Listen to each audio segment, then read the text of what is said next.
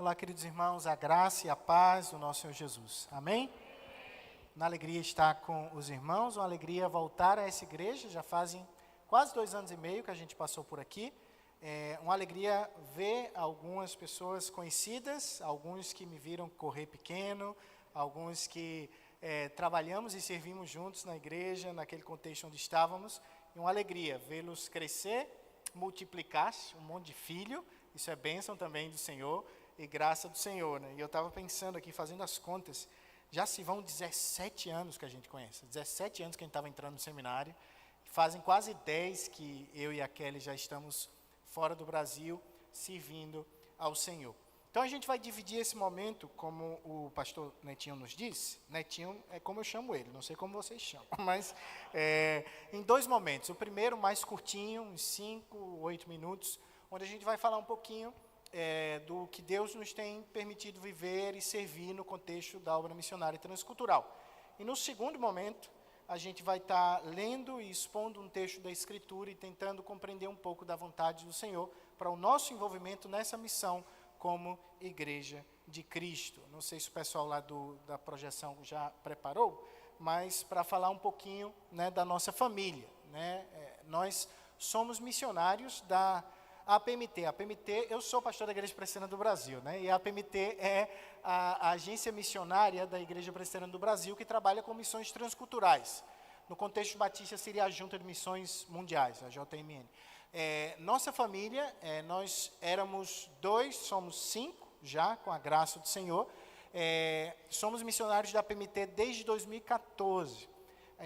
Saí de João Pessoa em 2011, fui pastor em São Paulo, num período também final de preparo já da parte transcultural. Em 2014 nós fomos para a Romênia, onde servimos por 3 anos, e há 6 anos servimos na Espanha, sempre em contextos de projetos de plantação ou revitalização de igreja, né? Nós éramos 2, eu e a Kelly, hoje somos 5, já nasceu a Liz e a Sara, as gêmeas, tem 3 anos e meio, e o Davi, que hoje faz 7 meses, hoje completa 7 meses.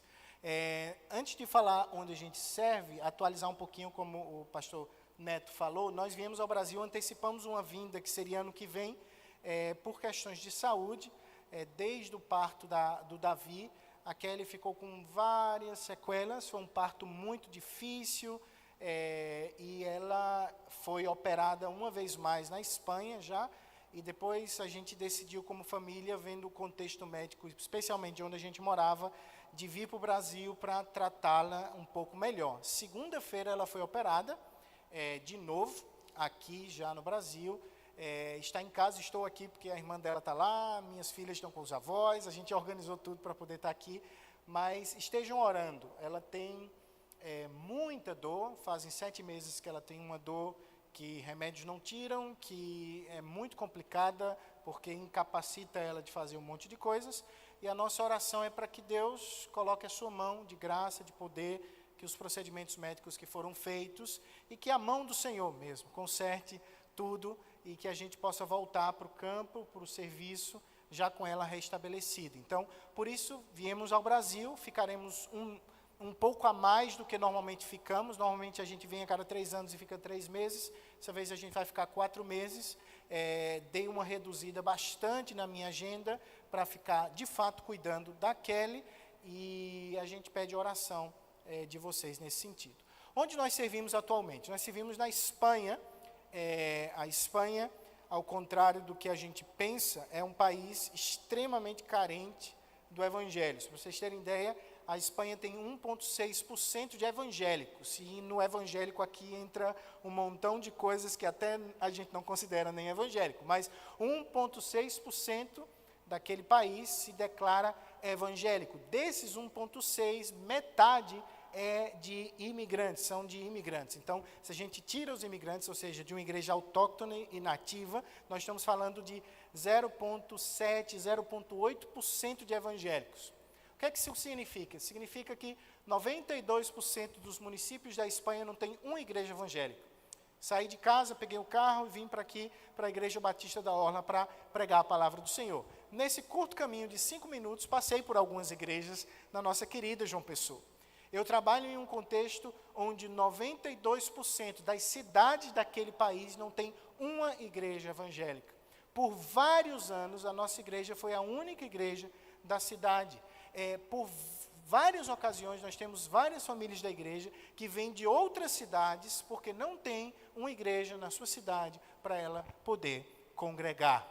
Então, é um país extremamente tradicional na sua visão de mundo, em termos de fé, né? É muito comum a gente ouvir a frase, eu sou espanhol e sou católico, mesmo que eu não creia em Deus, mas ele é espanhol e ele é católico, ele vai morrer católico na cabeça dele, né? Então, nós trabalhamos primeiro nesse contexto mais amplo da Espanha, mas vivemos numa comunidade autônoma, que é como a Espanha chama as regiões, chama na Extremadura. Extremadura é uma região que já está para o lado de Portugal, faz fronteira com Portugal, e é uma região conhecida como a Espanha profunda, ou a Espanha de los pueblos. A Espanha que é marcada por aquela, de fato, aquela tradição, aquele enraizamento cultural de décadas e décadas e décadas funcionando da mesma maneira, né? Eu trabalho em uma cidade que a catedral daquela cidade é mais antiga do que o nosso país.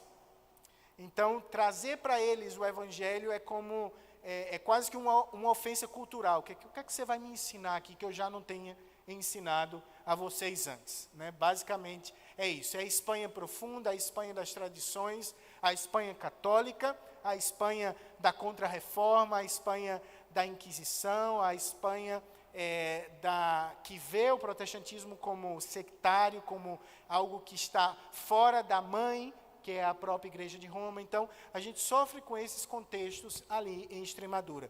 E, especificamente, estamos numa cidade chamada Dom Benito.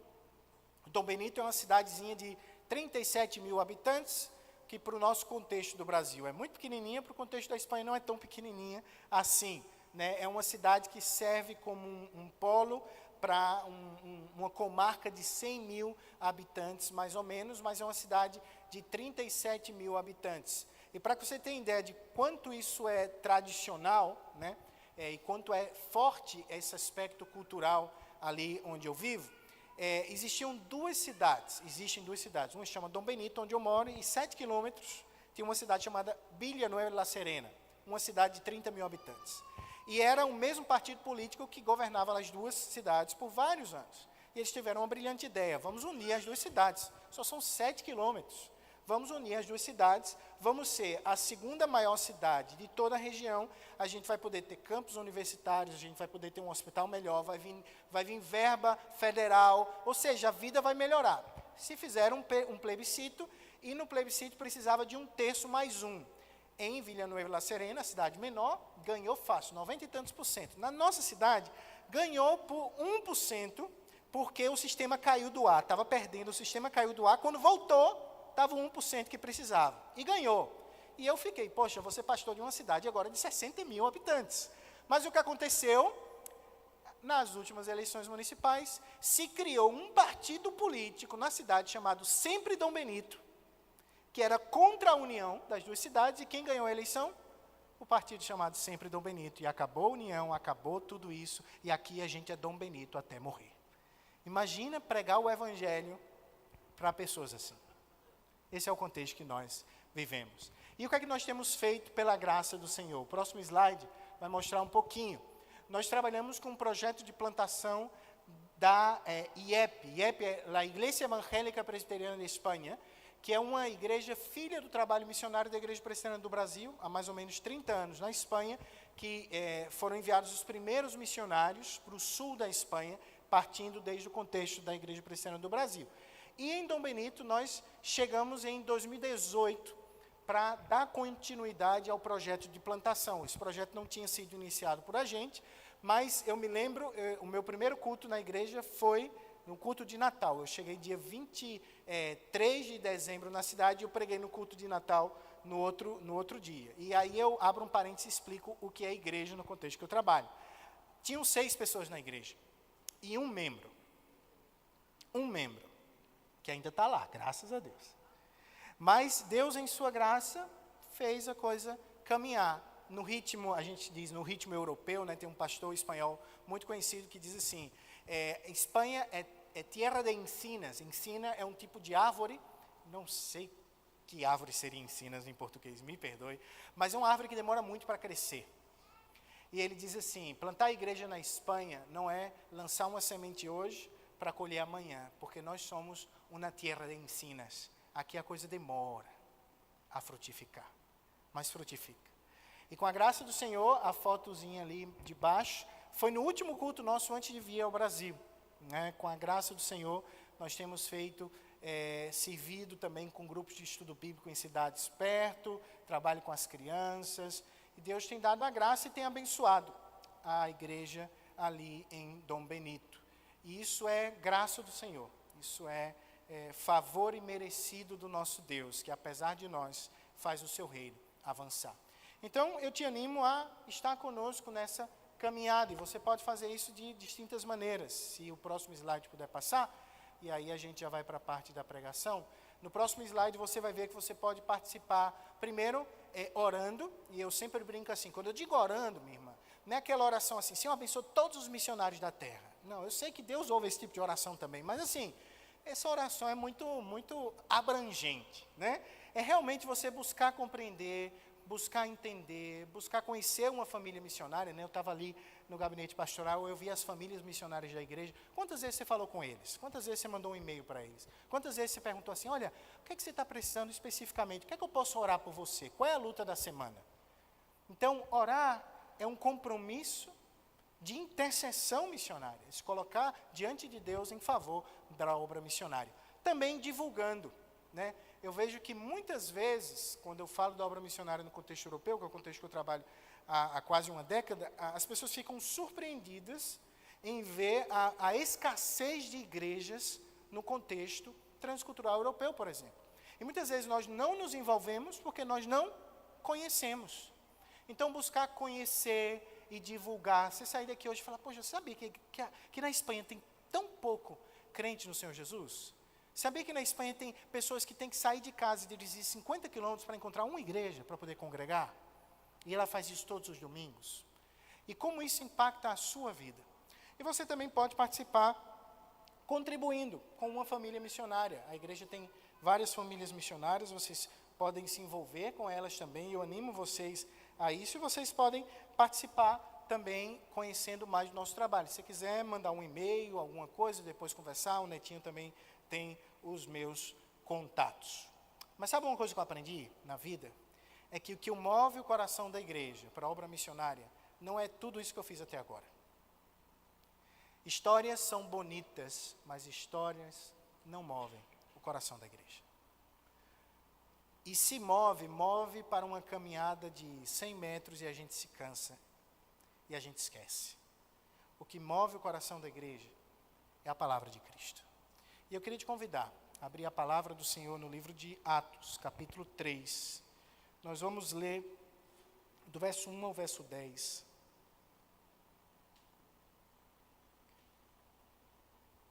Atos, capítulo 3, do verso 1 ao verso 10. Eu vou estar voltando ao texto várias vezes, então peço que você fique com a Bíblia aberta. E o tema da nossa pregação dessa noite será um cristianismo vivido nas ruas. Um cristianismo vivido nas ruas. Atos, capítulo 3, versículo 1 ao versículo 10. Assim está escrito na palavra do Senhor. Pedro e João subiam ao templo para a oração da hora nona. Era levado um homem coxo de nascença, o qual punham diariamente à porta do templo chamada Formosa, para pedir esmola aos que entravam. Vendo ele a Pedro e João, que iam entrar no templo, implorava que lhe dessem uma esmola. Pedro, fitando-o juntamente com João, disse, olha para nós. Ele os olhava atentamente, esperando receber alguma coisa. Pedro, porém, lhe disse, não possuo nem prata nem ouro, mas o que tenho, isto te dou, em nome de Jesus Cristo Nazareno, anda. E tomando-o pela mão direita, o levantou, e imediatamente os seus pés e tornozelos se firmaram. De um salto se pôs em pé, e passou a andar, e entrou com eles no templo, saltando e louvando a Deus. Viu todo o povo a andar e a louvar a Deus. E reconheceram ser ele o mesmo que esmolava, assentado à porta formosa do templo, e se encheram de admiração e assombro, por isso que lhe acontecera. Até aqui a leitura da palavra, mantenha a Bíblia aberta. Vamos orar ao Senhor? Pai, eu te agradeço, porque ao ler a tua palavra, é o Senhor quem fala. Eu tenho plena convicção de que ao abrir o texto bíblico e ler o texto bíblico, é a tua voz que é ouvida. Mas, Senhor, muitas vezes o nosso coração está distante do Senhor. Muitas vezes nós estamos aqui com a cabeça na luta da segunda-feira, no problema que eu tenho em casa. Mas eu te peço, Senhor, traz, como diz a tua palavra, todo pensamento cativo à pessoa e obra de Cristo, para que possamos ser moldados pela tua palavra e pelo teu Espírito. Senhor, eu te oro, para que aqueles que não te conheçam possam conhecer-te, e aqueles que já te conhecem possam te amar mais. É assim que eu te peço, em nome de Jesus. Amém. Queridos, eu vou introduzir um pouco a minha fala e depois, muito brevemente, nós já voltamos para o texto. Queridos, nós vivemos em um mundo que tem a tendência de dicotomizar a espiritualidade. Nós pensamos na vida cristã, muitas vezes, à luz de áreas, não é? Nós departamentalizamos a nossa fé e muitas vezes pensamos que a vida que nós vivemos nesse local que chamamos igreja, ela pode ser distinta da vida que eu vivo lá fora de segunda a sábado, no que a gente tem a tendência de chamar de vida secular, né? Isso é muito interessante porque o conceito de sagrado e profano e sagrado e secular não vem da nossa tradição protestante, mas vem do próprio catolicismo romano, que na Idade Média olhava para o mundo como o século, como o século, e a igreja como o sagrado. Os reformadores falaram, não, isso não é bíblico. Calvino disse que o mundo é o teatro da glória de Deus e que nós somos chamados a viver nesse mundo para a glória de Deus. De fazer a minha profissão, o meu ofício, a minha vida como pai, como filho, como membro do condomínio, para a glória de Deus. Mas o fato é que muitas vezes nós estamos presos nesse conceito de uma espiritualidade que está enraizada naquilo que chamamos de templo. Nós acabamos sendo uma geração que vive uma espécie de cristianismo cativo dos lugares sagrados e dos dias santos. Que lugar sagrado? A igreja. E que dia santo? O domingo. O domingo é o dia do Senhor. Isso é inegável, esse dia é dele. Deus deu esse dia para que nós nos deleitássemos nele. Mas o nosso domingo é fruto da nossa segunda até o sábado. E nós somos chamados a viver uma vida para a glória de Deus e um cristianismo que ele sai do templo e ele é vivido aonde? Ele é vivido nas ruas. Por isso que o tema da nossa mensagem é um cristianismo vivido nas ruas.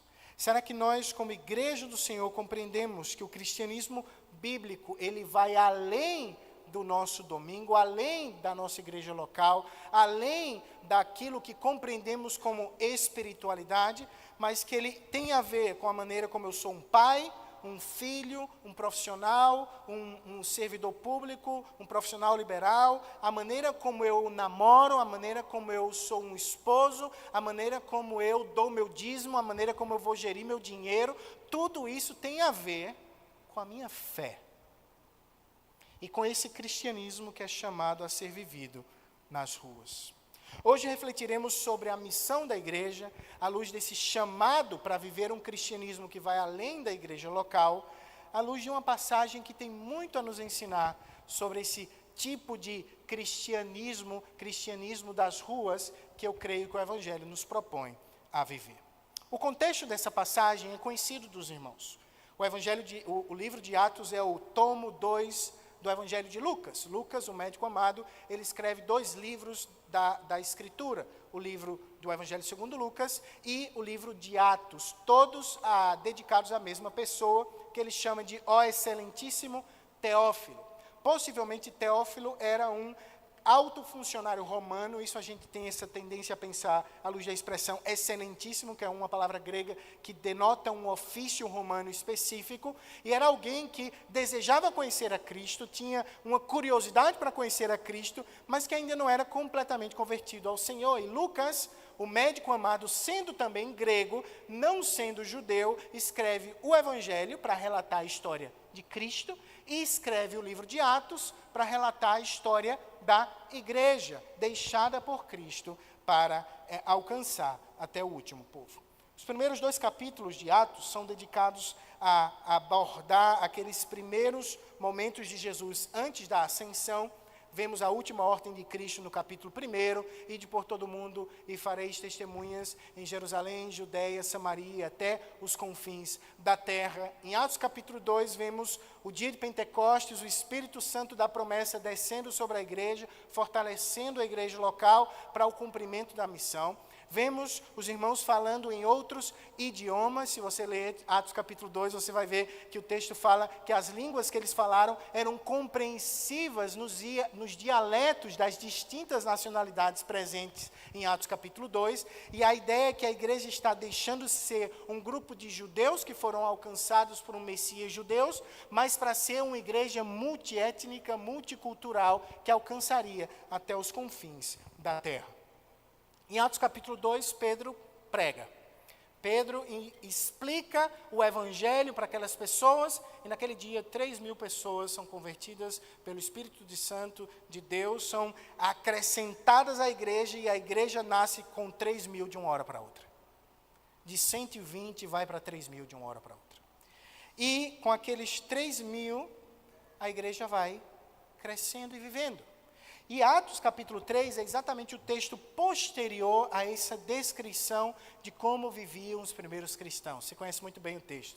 Eles comiam de pão e pão de casa em casa, adoravam a Deus no templo diariamente. E o capítulo 3 vai mostrar que essa prática, ela era vivida desde os apóstolos até as pessoas comuns e corriqueiras da igreja. E nós vamos ver Pedro e João vivendo um cristianismo que ia além do templo, mesmo que estivesse conectado ao templo, que ia além do dia santo, mesmo que estivesse conectado ao dia santo, e pensar e refletir sobre a nossa missão como igreja.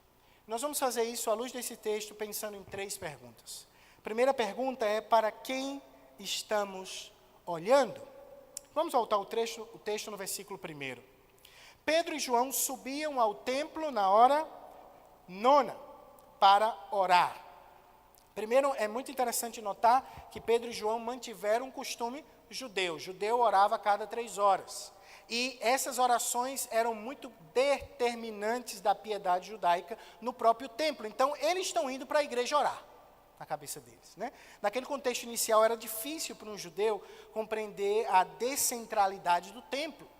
Pedro e João não deixam de ser judeu, eles sempre vão ser judeu. Então o templo para eles sempre era algo importante. Então eles estão indo orar, como eles sempre fizeram. Só que agora eles conhecem o Messias, agora eles conhecem Jesus, agora eles conhecem o Cristo. E eles estão indo na hora 9 orar no templo. Com isso já aprendo algo muito importante, querido.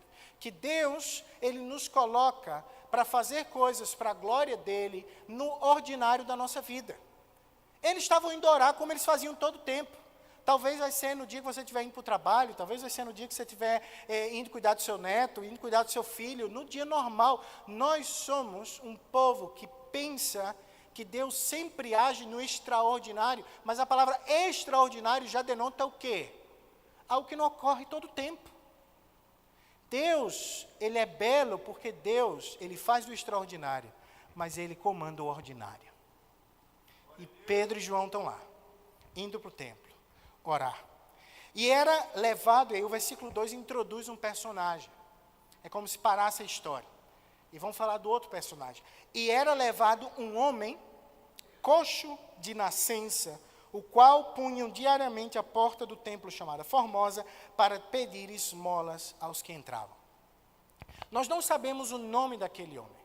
Sabemos que ele era um coxo de nascença, possivelmente coxo aqui, talvez não seja a melhor tradução, porque quando a gente pensa em coxo, a gente pensa em uma pessoa que é manca. Mas uma pessoa que é manca não precisa que outros levem ela até determinado local. Ela consegue chegar lá, mesmo que mancando.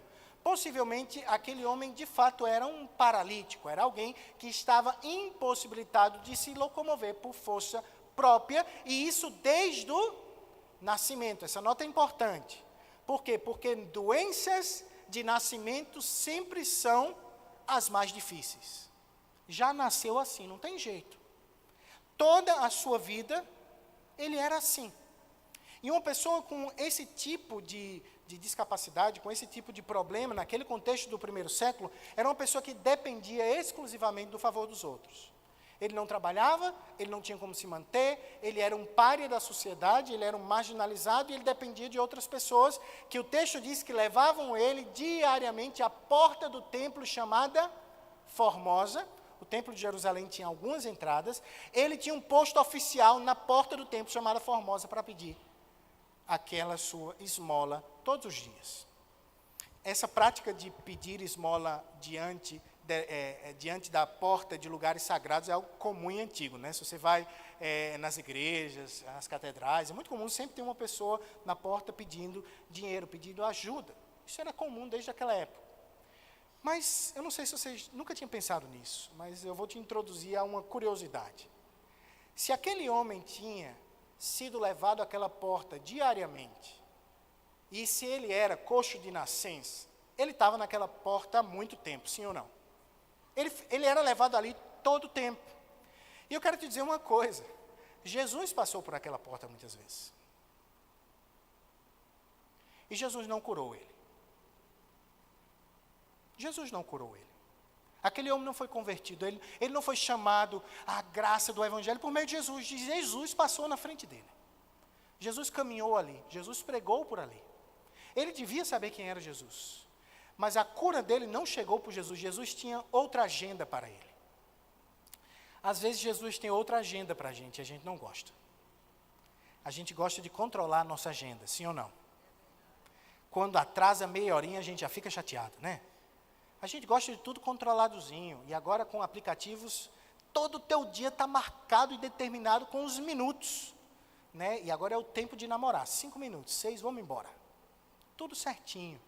Mas aí às vezes Deus pega a nossa agenda e bagunça a nossa agenda. Aquele homem, possivelmente ele viu Jesus, possivelmente ele ouviu Jesus. Jesus curou pessoas ali, mas não curou ele. Imagina a frustração. Mas Jesus tinha outra agenda para ele. Não era por meio de Jesus, era por meio de outros. Ele tinha outra função. Então o texto diz no versículo 3, vendo ele a Pedro e João, que iam entrar no templo, implorava que lhe desse esmola. Aquele homem estava no automático. Né? Você já notou pessoas que estão em situação de rua, muitas vezes elas são quase que descaracterizadas como pessoas. Elas estão ali, e ela simplesmente está no automático. Por favor, me dá uma ajudinha, por favor, me dá uma ajudinha. E aí acontece algo fantástico. O texto diz no versículo 4, e Pedro, fitando-o juntamente com João, disse, olha para nós. Pedro para. Pedro olha. Pedro analisa e percebe aquele que ninguém olhava e que ninguém percebia. Pedro coloca a sua mirada, o seu olhar, naquele que não era visto, naquele que não era amado, naquele que era rejeitado, aquele que não tinha nada a oferecer, aquele que não ia ser um grande líder da igreja, aquele que não ia aportar financeiramente muito para a igreja, aquele que possivelmente vários líderes religiosos passariam sem nem notar e, na verdade, evitando um problema a mais que seria aquela pessoa. Mas o texto diz que Pedro olhou para ele, mas o texto não diz só que olhou, o texto diz fitando. O verbo grego aqui indica que Pedro realmente olhou e parou e ouviu. Aquele tipo de olhar que a sua esposa espera de você. Reconheceu, né? Quando ela está contando o dia, você está olhando para o teto dizendo que está ouvindo ela. Ela quer que você olhe para ela, amor. Olhe para ela. E Pedro para e olha para aquele homem. Pedro nota aquele homem. E a pergunta que eu faço, queridos, é para quem estamos olhando? E eu queria trazer algumas implicações desse primeiro ponto aqui. Pedro e João nos ensinam aqui que o cristianismo vivido nas ruas, ele olha muitas vezes para aqueles que não são observados, que são rejeitados e esquecidos por muitos. Aqueles que não são notados. E eu quero dizer uma coisa para você. Primeiro, você pode estar nessa igreja e se ver como alguém que não é notado. Você pode estar nessa igreja e pensar que você entra e sai e ninguém olha para você. E eu queria te dizer que ainda, e eu não creio que é o caso, porque é uma igreja muito amorosa, mas ainda que você entre e saia e ninguém olhe para você, Jesus olha para você. Jesus conhece a sua dor, Jesus conhece o seu lamento, Jesus conhece o seu sofrimento, Jesus se importa com você. Mas eu também queria dizer que você tem pessoas na sua vida, no seu ambiente de trabalho, no seu ambiente escolar, que são pessoas que ninguém olha para elas. E será que Jesus não está dizendo para você essa noite, será que você não precisa reparar melhor naquilo que eu estou fazendo à sua volta? E olhar com os meus olhos e não com os teus olhos? Porque, queridos, nós como igreja, nós temos um olhar viciado. E como missionário eu vou além. Eu acho que a nossa missiologia, o nosso exercício de pensar a missão da igreja, ele está viciado em paradigmas que foram úteis em determinados momentos da história, mas que não definem o que é a missão da igreja. E eu vou te dar um exemplo. Muitas vezes nós nos importamos muito com determinada família da igreja, porque é aquela família importante, que aporta muito à igreja, que está sempre ali, mas o seu Zé, que está aqui muitas vezes todo dia, varrendo a igreja, fazendo tudo, a gente não olha muito para o seu Zé. Ou então, queridos, às vezes a gente pensa na obra missionária assim, olha, aquele lugar merece mais, porque cumpre determinados padrões de expectativa nossa, quando a gente pensa em obra missionária. Sabe o que é que a gente pensa, quando pensa em obra missionária? Comida estranha, gente que mora em lugar que eu não moraria, e que fala uma língua muito doida. Não é isso? E missionário, normalmente, o cara pensa assim, que missionário é meio hippie. Aquele cara assim que vai na igreja, ele conta umas histórias loucas, ele tem uma barba meio estranha. E aí ele conta aqueles negócios lá, de quando estava lá no meio do mato e tal, e aconteceu, e não sei o quê, e a gente fica envolvido, a gente, poxa, acha aquilo muito legal, mas aquilo é para o outro, não tem nada a ver comigo. Querido, eu quero dizer que existem pessoas, primeiro, no seu círculo social, que necessitam de Jesus, e ninguém olha para elas. E existem pessoas no campo missionário, em países que nós olhamos e pensamos, para que eu vou enviar missionário para a Espanha? Para comer paella? Oxi, o cara está pensando o quê, rapaz? Tenho mais o que fazer da minha vida. Ah, tem pouco crente lá? Ah, mas aqui tem muito para fazer. Essa desculpa é ótima, sabe, queridos? Essa é a desculpa que a gente mais ouve. Eu vou lá mandar missionário para a Espanha se o sertão está precisando de tanta igreja e o camarada não dá R$1 para um missionário do sertão. Mas enche a boca para falar. Nunca foi para uma viagem missionária da igreja para o sertão. Mas fala.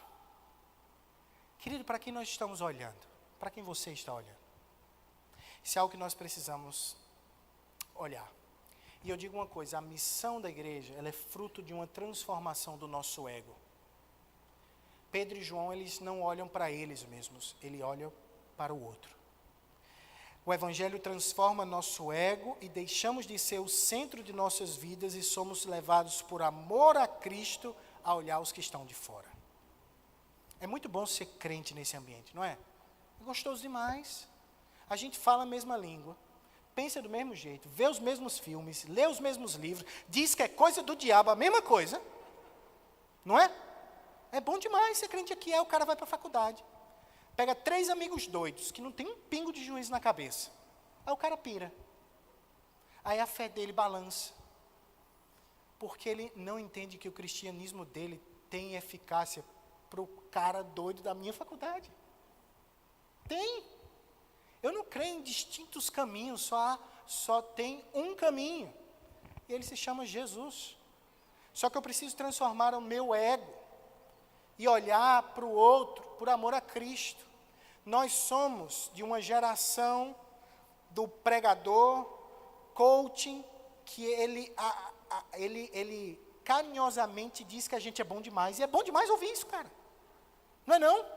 É bom demais ouvir uma pessoa dizer assim, e você é o centro de Deus. Rapaz, isso move. A gente fica doido, não fica não. Fala, meu irmão, sou eu mesmo, sou eu. É Jesus, não é tu não, meu irmão. Não é Jesus. Agora, se tu estás em Cristo, nova criatura é. As coisas velhas já passaram, e eis que tudo se fez novo. E Jesus te ama, e Ele tem algo para a tua vida. Mas nós somos levados pelo Evangelho a olhar mais para o outro do que para mim mesmo. Quer abençoar essa igreja local? Pense mais no que você deve fazer para a pessoa que está do seu lado no banco, do que para aquilo que a igreja precisa fazer por você. Para quem estamos olhando? A segunda parte desse texto, queridos, é uma segunda pergunta. Além do que olhamos, nós precisamos pensar o que é que nós temos de mais precioso. Primeira pergunta para quem estamos olhando. A segunda, o que temos de mais precioso? Olha o versículo 5. Ele os olhava atentamente, esperando receber alguma coisa. Isso é muito interessante. Aquele homem, ele queria receber algo. Mas o coração dele estava tão longe de Cristo que ele queria receber algo errado. Quantas vezes a gente não quer receber algo e a gente briga com Deus, e a gente lamenta, a gente chora e a gente está chorando por algo errado. E Deus, na sua grande misericórdia, está dando um não bem grande para a gente e a gente com raiva dele. Aquele homem, ele queria receber dinheiro. Aquele homem queria receber uma esmola. Isso era o que? Era a sua necessidade primeira. Mas lá no fundo do coração dele, ele queria outra coisa. Ele queria ser curado. Mas isso ele não tinha coragem de pedir. Mas lá no fundo do coração dele, ele queria algo que nem ele sabia que queria. Ele queria ser salvo. Ele queria ser redimido. Ele queria ter a fome dele saciada, a sede dele saciada. Ele queria que o anelo que todo homem tem no coração por algo que vai além desse mundo fosse plenamente cheio de alguma maneira. Mas ele não sabia o que pedir. Ele estava ali pedindo esmola. Jesus, ele vai te dar muitas vezes aquilo que você verdadeiramente necessita, mesmo que ele não dê aquilo que você pensa que precisa. É interessante que o texto não diz que ele recebeu esmola. Mas ele recebeu algo muito melhor que a esmola. Duplamente, como a gente vai ver. E o texto diz que, no versículo 6, Pedro, porém, lhe disse. Esse texto é muito emblemático, né, na história da igreja. A gente conhece, tem canções que falam desse texto. Pedro olha para aquele homem, e me chama a atenção que João está caladinho aqui. E João é apóstolo, cheio do Espírito Santo, amigo íntimo de Jesus. E João está o quê? Calado. Sabe por quê? Porque João entendeu que o reino não é sobre ele, o reino é sobre Jesus. Será que a gente sabe ser número 2? Ou será que a gente só gosta de ser número 1? Será que a gente sabe ficar caladinho e ver Deus usar outros para a sua glória? Ou a gente quer sempre estar debaixo da luz e que a glória de Deus venha por meio de nós? João nos ensina que às vezes a gente é chamado para estar do lado, calado, sem ser o centro das atenções. E Pedro olha aquele homem, e ele olha para aquele homem, ele sabia o que aquele homem queria. E ele olha para aquele homem e disse, olha, eu não tenho ouro e nem prata, mas o que eu tenho, eu te dou. Em nome de Jesus Cristo de Nazaré, levanta e anda. Queridos, a expressão não tenho prata e nem ouro não quer dizer que Pedro e João fossem dois perrapados que não tinham nada na vida. Mas eles indica que eles tinham uma vida de conformidade com a humildade requerida pelo próprio Evangelho. Eles eram pessoas humildes. E nesse contexto, Pedro e João já tinham abandonado o seu ofício anterior. Né? Pedro, ele tinha até uma empresazinha de barco, né? Então eles já tinham se desvinculado de tudo isso. Eles viviam do ministério, como se fala.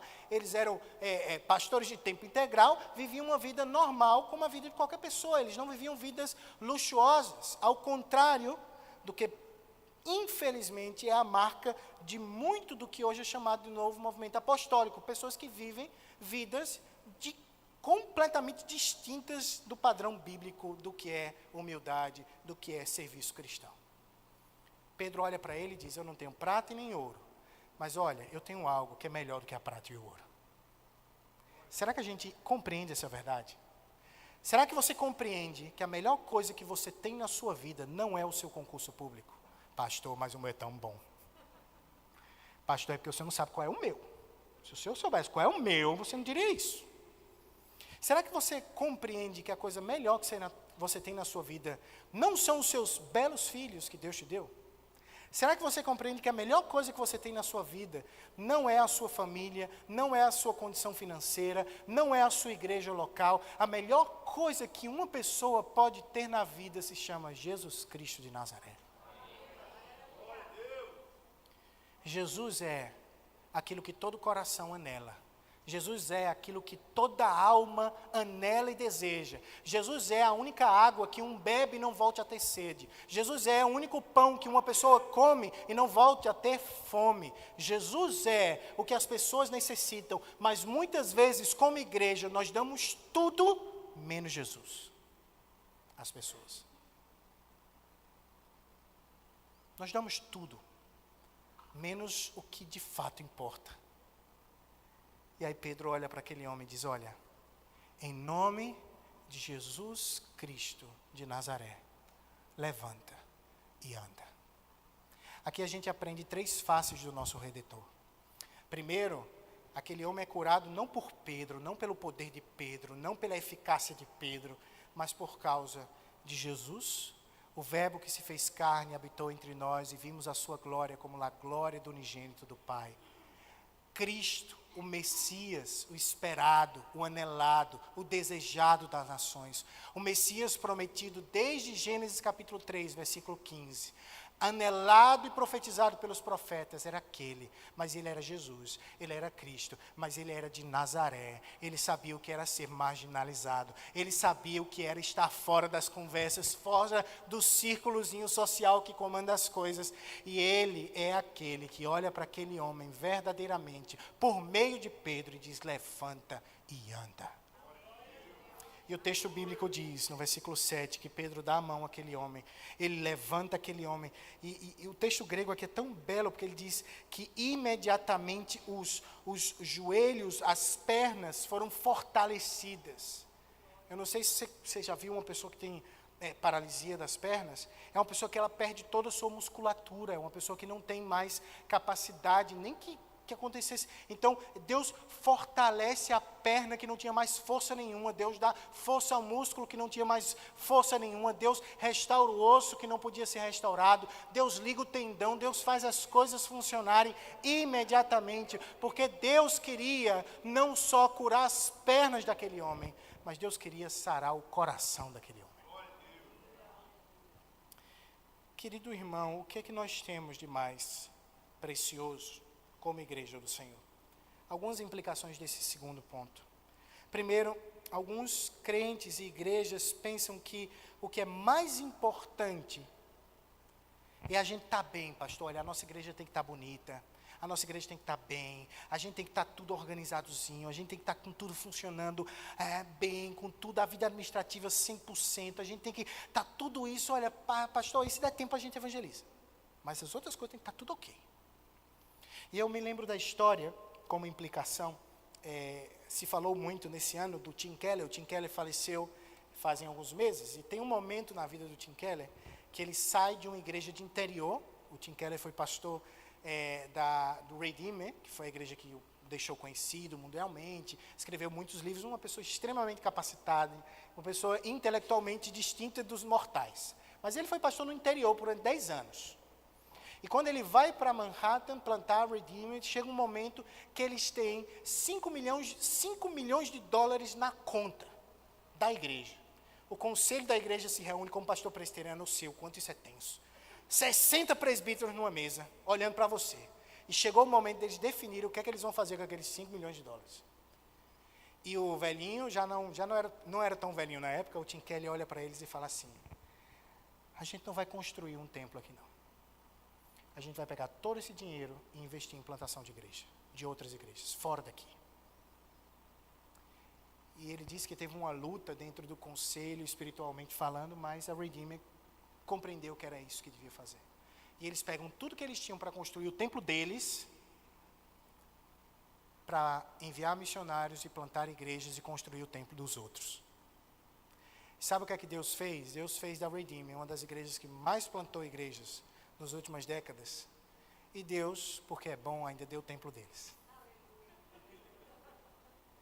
Queridos, o que é que nós temos de mais importante? Não é nossa conta bancária, não é nosso concurso público, não é a nossa pseudo-estabilidade. O que nós temos verdadeiramente que importa se chama Jesus Cristo de Nazaré. Sabe por quê? Porque a nossa vida muda, a nossa saúde se vai, o nosso dinheiro se vai, a nossa prosperidade profissional se vai, as coisas são bênção hoje, a parede da igreja cai. Tá vendo? Foi oportuna a coisa. Mas Jesus, ninguém tira da gente. Nem a gente mesmo. Nem a gente mesmo. Ei, pastor, essa parte eu não concordo, não. Pablo, Romanos capítulo 8. Nem o céu, nem inferno, nem altura, nem profundidade, nem espírito, nem qualquer outra criatura. Eu mesmo. Nada me separa do amor de Deus que está em Cristo Jesus. O centro da vida cristã também não pode ser nem as coisas materiais, mas nem também essa ideia de poder. Né? Tem alguns ramos da igreja, do evangelicalismo brasileiro, que é quase aquela ideia de que existem pessoas poderosas, elas são tipo quase santas, não tocam no chão, sabe? Quando elas falam, as coisas acontecem. Sabe aquele pastor que aí no banco, ele está falando contigo, opa, meu irmão, tudo bem, não sei o quê, como é que você está? Quando ele sopra no púlpito, ele imposta a voz, ele fala como Cid Moreira e as coisas acontecem. Querido, eu não tenho poder para nada. Nenhum homem tem. Mas Jesus tem. Mas Jesus tem. E eu estou completamente... Tenho consciência de que a melhor maneira de dar minha vida é por esse Jesus. Eu sou uma pessoa que, alguns me conhecem mais desde a infância, né? Eu nunca tive aquele momento louco de sair da igreja. Nunca tive. Nunca tive. E algumas pessoas falam assim, tem muita gente que fala, mas perdeu a vida e tal. Cara, eu quero dizer uma coisa, eu nunca tive uma vida tão boa quanto eu poderia ter se eu tivesse saído da igreja. Porque esse é o melhor lugar para estar. É amando a Jesus, é servindo a Jesus, é indo para o outro lado do mundo por amor a Jesus, é estando longe de pai, de mãe, de irmão, de todos os nossos confortos por amor a Jesus. Sabe por quê? Porque Jesus é digno do meu esforço. Jesus é digno do meu lamento, do meu sofrimento, da minha luta. Jesus é digno. E porque Jesus é digno, eu vou. E porque Jesus é digno, eu sou enviado. E porque Jesus é digno, eu saio de igrejas estabelecidas no Brasil e vou plantar igreja numa cidadezinha que as pessoas não querem nem deixar de ser uma cidade para ser uma melhor. Porque eles querem ser o que são. Mas como aquele paralítico, eles não sabem o que verdadeiramente querem. Mas Jesus sabe. Mas Jesus sabe.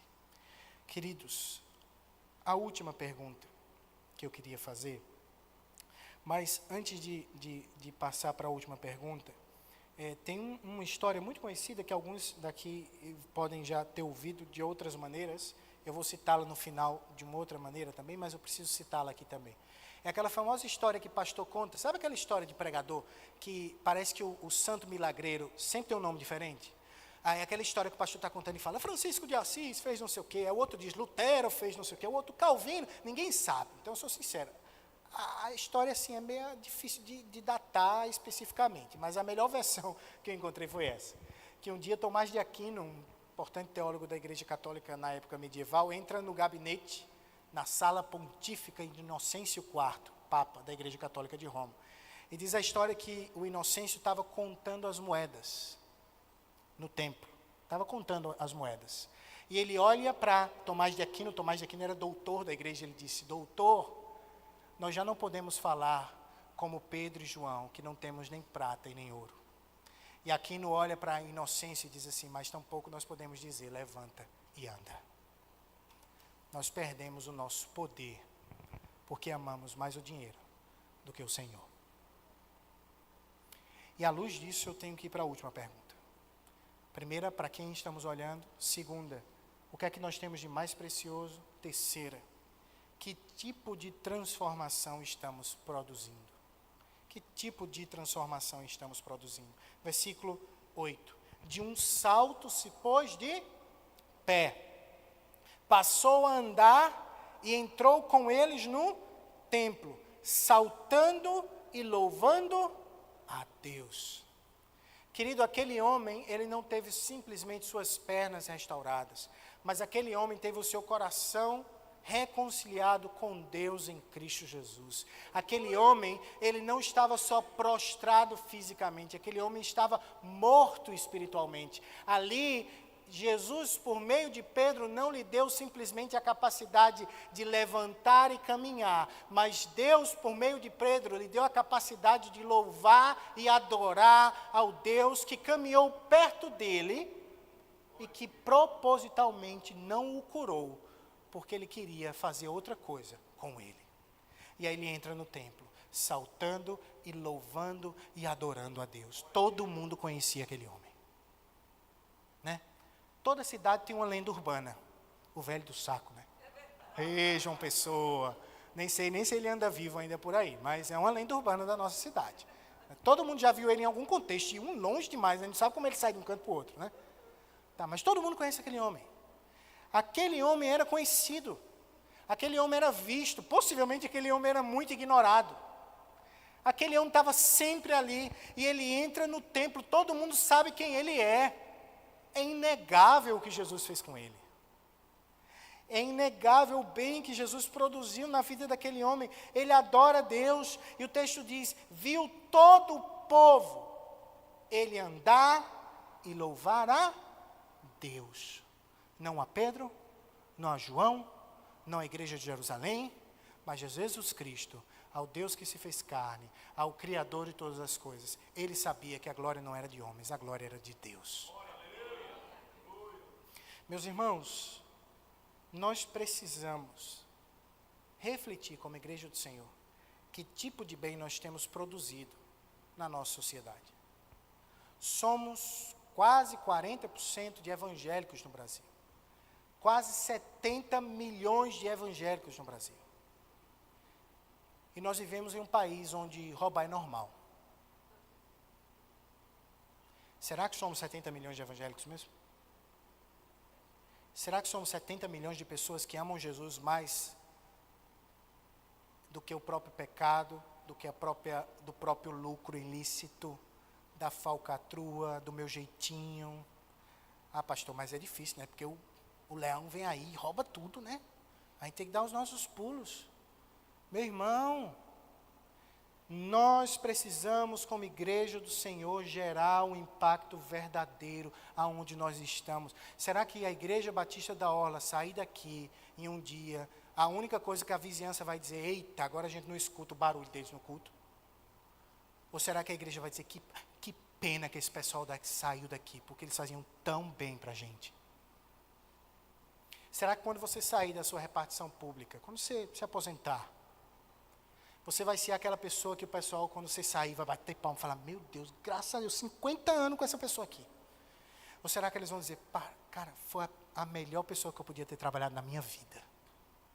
Porque ele tem algo diferente. Essa pessoa não é normal. Ela ama algo que vai além disso aqui. Ela faz isso aqui diferente.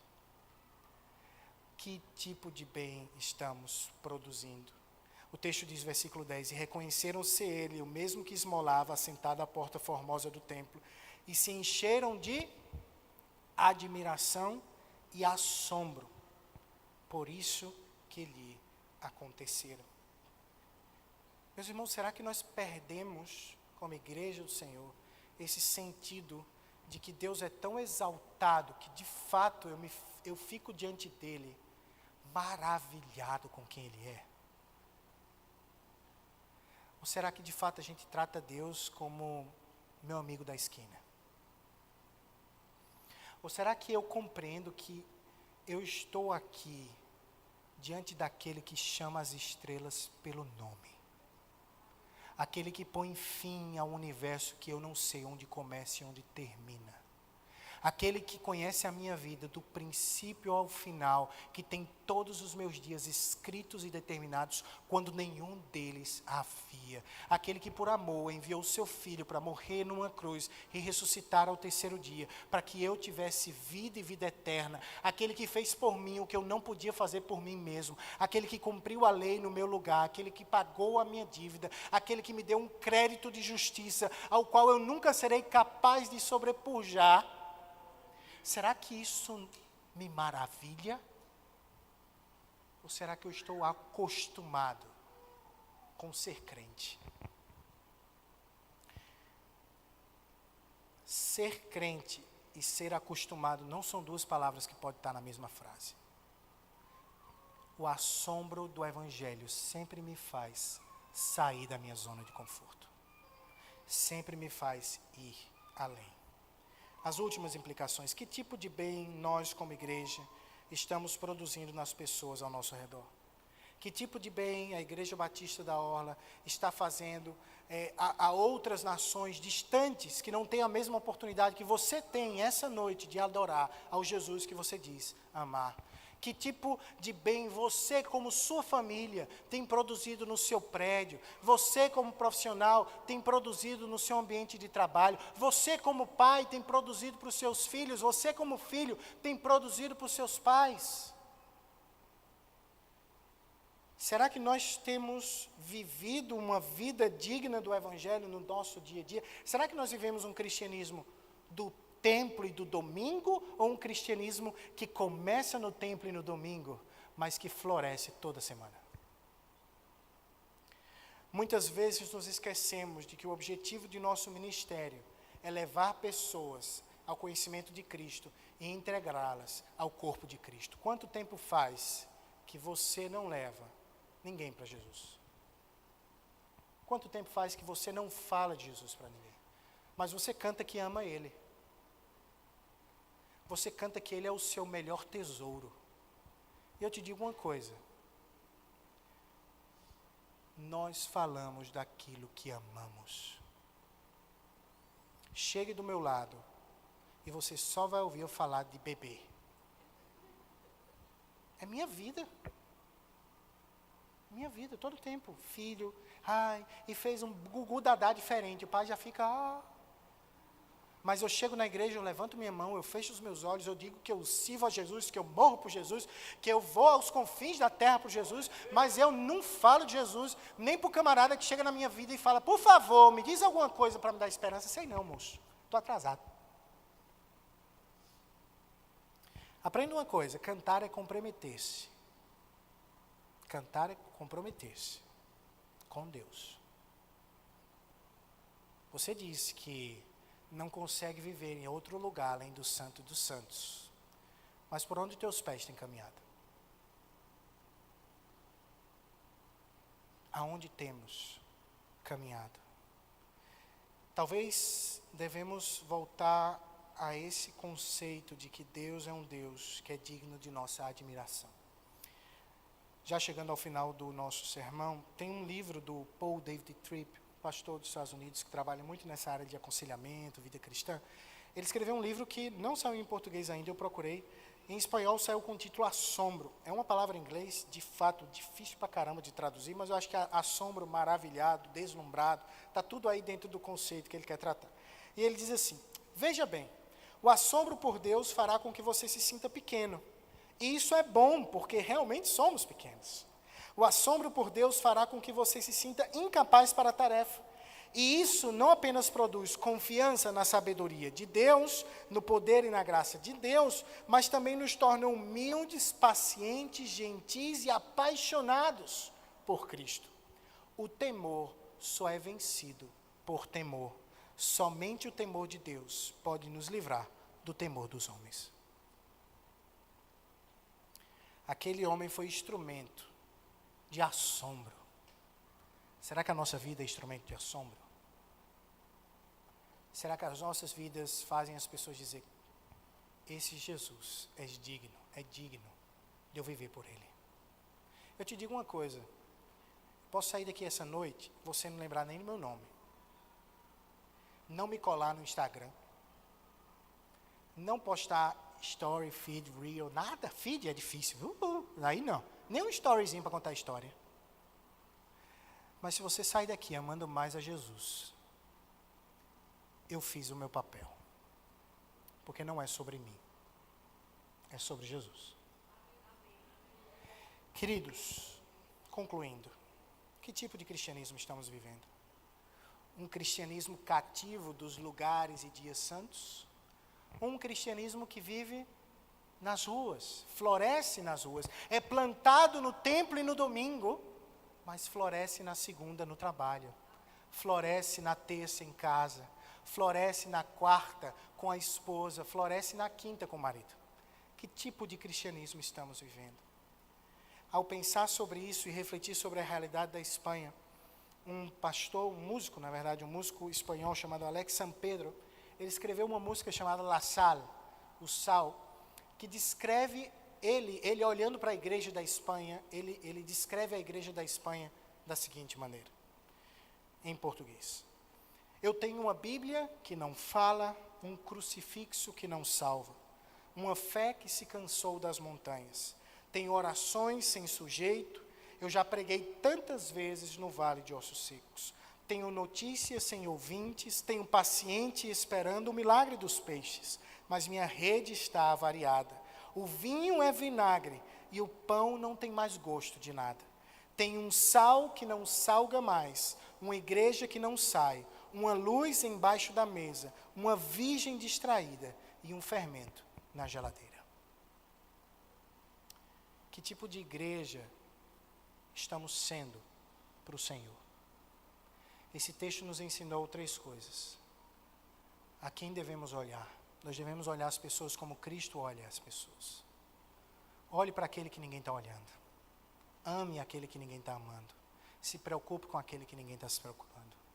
E leve eles a Jesus. Nós aprendemos que o que temos de mais precioso não é a nossa prata e o nosso ouro. Não é qualquer coisa que esse mundo pode dar, mas uma pessoa que nos foi dado de graça e que ninguém pode tirar. Jesus Cristo, o Filho de Deus, por quem merece a pena eu dar toda a minha vida para a sua glória.